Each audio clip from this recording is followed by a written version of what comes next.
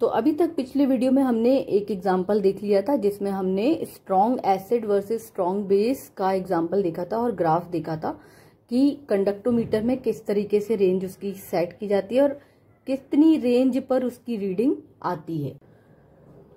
उसी तरीके से हम देखेंगे नेक्स्ट क्या, weak acid with strong base के साथ में। तो वीक एसिड क्लास में बताया था क्या होता है। वीक एसिड क्या होता है, एसिटिक एसिड को वीक एसिड की कैटेगरी में दिया गया। क्यों, ये हाइड्रोजन आयन सेपरेट कर, जब इसका आयोनाइजेशन होता है तो ये एसिडिक क्यों होता है, क्योंकि यहाँ पर क्या प्रेजेंट है, इसमें हाइड्रोजन प्रेजेंट है। ठीक है, ये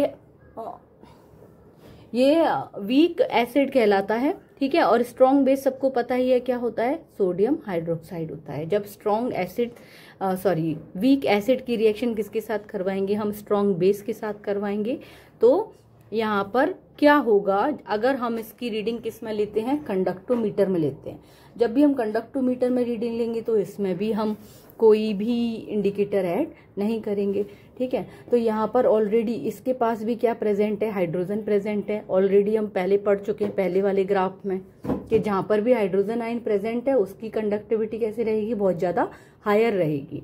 तो हायर कंडक्टिविटी कहाँ रहेगी, यहाँ से रहेगी। जैसे जैसे ही इसमें सोडियम हाइड्रोक्साइड ऐड होगा, सेम सबके ग्राफ जो है वो बिल्कुल मिलते जुलते हैं, सब में आपको सेम ही ग्राफ बनाना है।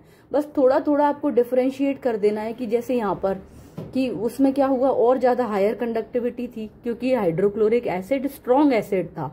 यहाँ पर ये क्या है, एसिटिक एसिड है जो कि क्या है, वीक एसिड है। तो इसकी कंडक्टिविटी हायर तो रहेगी due to presence of hydrogen ion, लेकिन उतनी बहुत ज्यादा हायर भी कंडक्टिविटी नहीं होगी।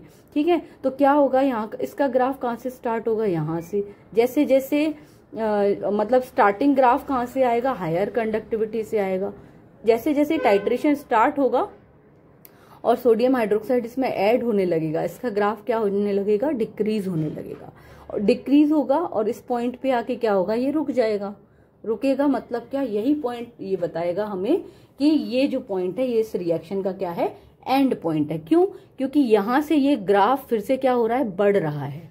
बढ़ रहा है मतलब क्या हो रही है, यहाँ पर जितने भी प्रेजेंट थे हाइड्रोजन वो पूरे रिएक्ट कर गए किसके साथ, सोडियम हाइड्रोक्साइड के साथ। अब इसके पास नहीं है, यानी अब जो कंडक्टेंस आ रहा है वो किसका आ रहा है, हाइड्रोक्साइड आयंस का आ रहा है। ठीक है, तो ये जो पॉइंट आ जाएगा हमारे पास ग्राफ में, ये इस रिएक्शन का एंड पॉइंट होगा।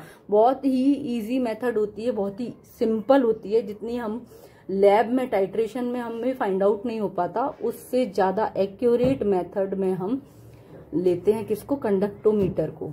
ठीक है, मतलब अगर बिल्कुल एक्यूरेट रिजल्ट चाहिए, बिल्कुल एक्यूरेट रीडिंग चाहिए, तो हम कंडक्टोमीटर यूज करके एंड पॉइंट डिटरमाइन कर सकते हैं।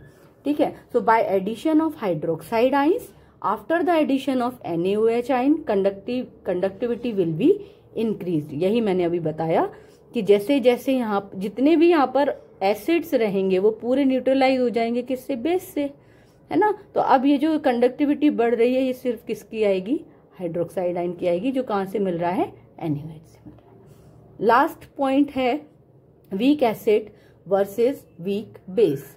तो वीक एसिड अभी हमने पढ़ा, क्या है वीक एसिड आपका, एसिटिक एसिड। वीक बेस अभी हमने पिछले, ठीक है। लास्ट पॉइंट है weak acid versus weak base. तो वीक एसिड और वीक बेस की जब रिएक्शन होगी तब क्या होगा कंडक्टोमीटर में। तो वीक एसिड अभी हमने लास्ट पढ़ा, क्या है weak acid, acetic acid. Weak base इसके पहले वाले हमने ग्राफ में देखा था, वीक बेस कौन सा यूज किया था हमने, अमोनियम हाइड्रोक्साइड। तो क्या हो अगर रिएक्शन किस किस की हो, वीक एसिड की और वीक बेस की, तब क्या होगा, तब सेम यहाँ पर आयोनाइजेशन। तो देखो जैसे ही हम डिस्टिल वाटर में इसको ऐड करेंगे, डिसॉल्व करेंगे, तो ये आयोनाइज हो जाएंगे। ठीक है, तो आयोनाइजेशन में यहाँ पर CH3COO आयंस अलग हो जाएंगे और H+ आयंस अलग हो जाएंगे। और जैसे कि हमने ऑलरेडी पढ़ा सबसे पहले कि H+ आयन किसकी तरफ मूव करेंगे, जो नेगेटिवली चार्ज होगा, और जो पॉजिटिवली चार्ज होगा वो नेगेटिव की तरफ मूव करेगा।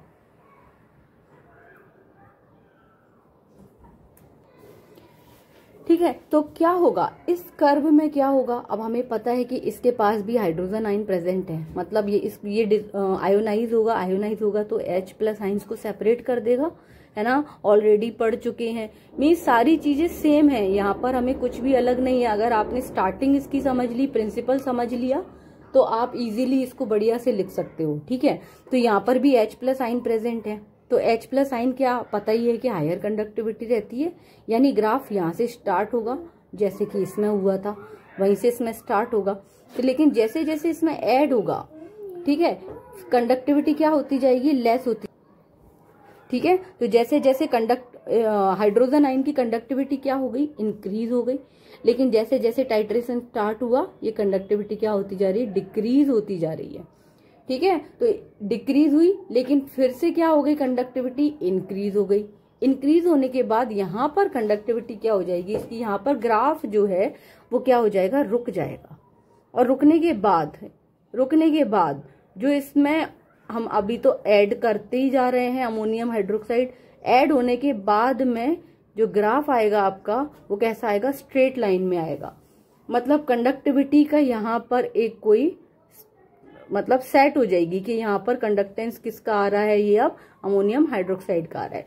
यानी सेंटर पॉइंट जहां पर आकर मतलब जब हम कंडक्टिविटी मीटर यूज करते हैं तो उसमें बीप साउंड होता है, जब एंड पॉइंट आता है तो यहाँ पर बीप साउंड होता है और रीडिंग एकदम से चेंज हो जाती है ना, तो उसको हम एंड पॉइंट मान लेते हैं। अब उस बिहाफ पे हम क्या करते हैं, ग्राफ ड्रॉ करते हैं। जब हम ग्राफ ड्रॉ करते हैं तो उस ग्राफ में क्या होता है, ऐसा ग्राफ आता है। यानी क्या कि पहले तो कंडक्टेंस क्या हुआ, डिक्रीज हुआ, लेकिन जैसे ही अमोनियम हाइड्रोक्साइड हमने इसमें ऐड किया, ये क्या होने लग गया, बढ़ने लग गया। और एक पॉइंट पर आकर ये क्या हो जाएगा, कांस्टेंट हो जाएगा। वही इस रिएक्शन का क्या होगा, एंड पॉइंट होगा। ठीक है, so it is very easy. आप दो भी अगर याद कर लेते हो इनमें से, तो चारों आप इजीली बना सकते हो।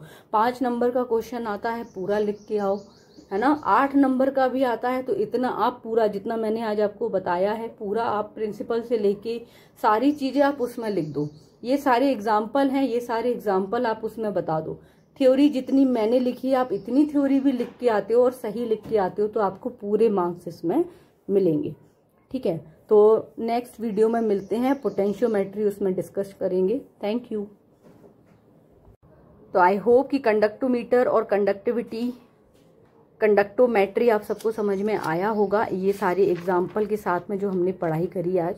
ठीक है, बढ़िया से लिख के आए और डायग्राम बनाएं। डायग्राम लिखेंगे, ओम्स लॉ लिखेंगे, ऑलरेडी मैंने लिखवाया है, क्लास में एक्सप्लेन भी किया है। नहीं भी लिखेंगे तो एटलीस्ट ये सारी चीज़ें जो अपन ने डिस्कस की हैं ये लिख कर आए।